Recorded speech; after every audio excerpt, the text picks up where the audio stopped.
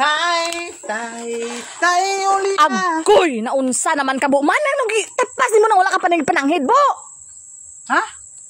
Nga nung gitapas mo nang saging nga wala ka na nanghid sa ako ah. Anong asus manangid pa na rusaw nga mag-asawa man tatay isa pa atuwa man dre di ba?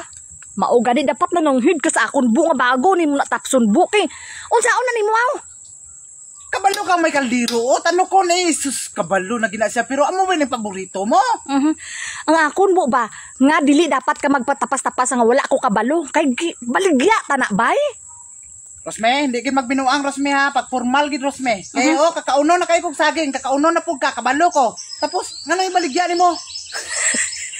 Bu, huna-hunaa bu, giaran na nabayir bu, gipangitaan ko na nagbayir.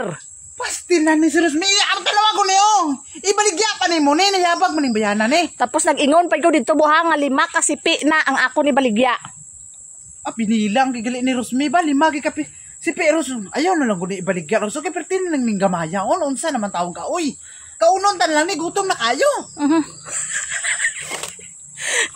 Baligya ta na bu, may na lang na. May na lang unsa. Ipagpalit og unsa.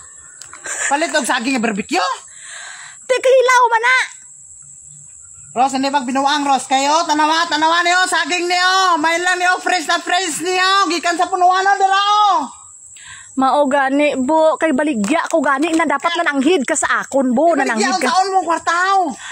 Ay kami tunta alangan sa unta. May bago na po nga parcel. Naurot na tuhaw, tuligan adlaw naman na abot imong parcel Ros, na anapon. Sa gunso na. Oh. Ano kaya adlaw ka laman abi ka tanaw sa Shopee.